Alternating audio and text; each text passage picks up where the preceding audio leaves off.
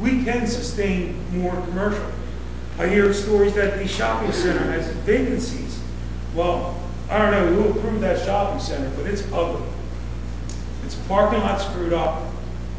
I guess we needed it, and at the time, that was the best that was on the table.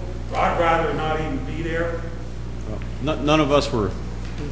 None of us were here. You know, it's really, that's a weak shopping center. You know, it's interesting. You bring up some very interesting questions, and I think these are some of the things that the committee should continue to examine. And I guess the primary question is that the committee would look at is, why do we have commercial properties that are vacant right now, and what is the negative factor on those properties? But the other thing that has occurred, as you know, Mike, because you're in the business, is that the land costs got so high that it would be very difficult for a commercial enterprise to be successful. And you look at buying a restaurant for $2 or $3 million, that's a lot of dinners. Look how many commercial establishments, look right across from Joe's Seaside, that whole parcel there that was commercial, and they had the mini golf there and all. Became housing. It's unfortunate, like the mayor said. Dated adequated buildings. I would think that possibly a professional, very in-depth feasibility study on the analysis and health of our commercial, and why. There's a reason why. If all those other communities can sustain it and we can't, what are their beaches better than ours? Not even close. We have the best beaches. A residential density, we're light on density. It's a great place to live. There's a specific reason. I may not have my thumb on it now, but enough minds and hard work and a commitment by council to promote this committee, to maybe get some professional aid, throw a couple grand for a professional analysis on a serious feasibility study in depth on what are some of the options that Brigantine has, I think are vital to our near future, which I consider the next 5 years, and revitalizing that district. I get a lot of complaints as a realtor. There's nothing to do after the beach. Well, they want these little boutiques and shops, and that was the whole idea. Whether we need apartments above them or not, let's find out. I'm okay with that. Any idea I'm okay with. I just don't want us to sit still. I talked with Brian. He's saying, well, we got the momentum, and if mixed use ain't the answer, let's keep the momentum.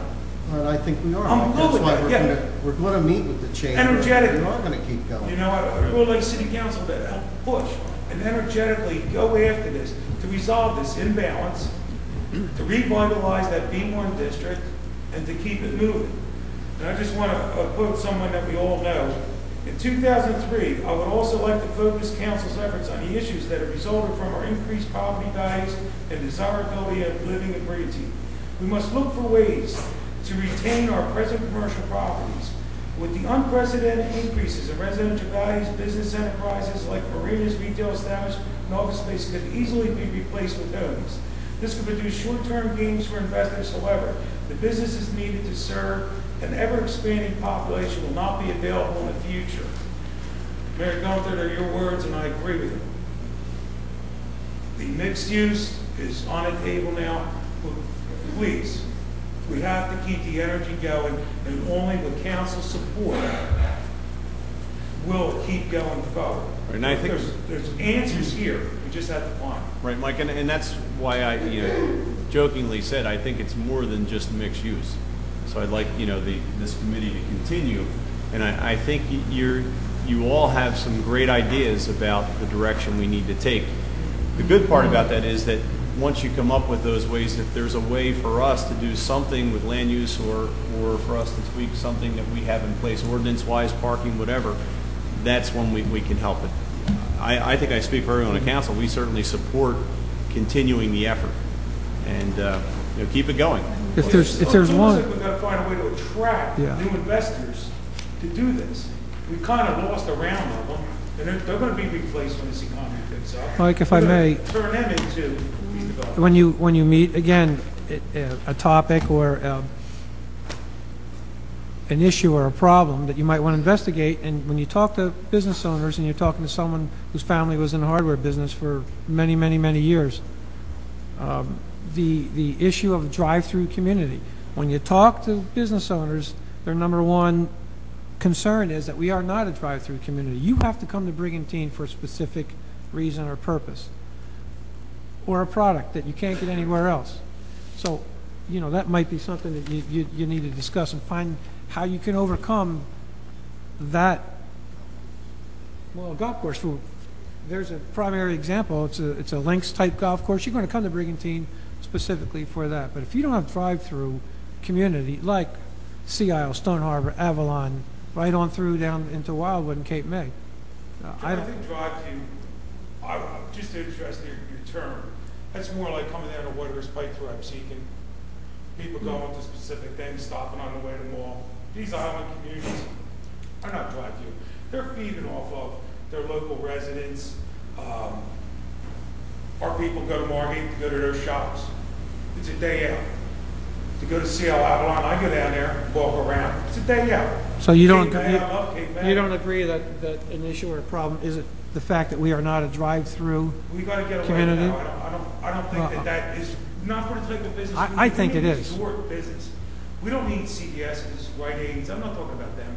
I'm talking about a couple artists, boutiques, small tavern, nice little walkways, things like that. I'm talking resort businesses that really don't matter if they're open in the winter or not. They're going to have to make their dollars in the summer no matter what. And that's just the way it is. It's always been that way. Extravagant buildings. It's always been that things like way. that. It's always been that way. Always been that way in Brigantine. Always been that way, but does it have to be that way? If other communities can do it, that's my thing about reading those numbers. Does it have to be that way? I'm not saying it has to be that way. To the residents by It's just the history of Brigantine. It's always been that way. That's what I mean by it's always been that way. I'm not saying it's always been that way. Don't change it. You understand? You understand Bob, Okay. there are people, 10,000 residents. Mike, there are people from Margate, Longport, Ocean City, Linwood, and the mainland that come to the Laguna Grill restaurant, and it's not a drive-through community. you're so right. the And people why is will that? come here if you give them a reason to come. No, why is that? Because you have a very unique business, very unique property. You're going to just like I'll go to Ventura's in Margate because it's unique. So I'm going to go to Margate for that. People are going to come to Laguna Grill because it's on the beach and there's no other place like it. So that's what I mean. You need to have a reason to come to Brigantine, and Laguna Grill is one. Right. And he's build on, Right. build on. And there's 3 or 4 reasons to come here. Well, you and the committee will continue to examine it. You know, one of the things I like about this is that we all have expertise, but it's I think the committee that's made up of people who are practitioners like yourself and others that are going to help come up with the answers. So I appreciate your efforts. Thanks, Mike. Good.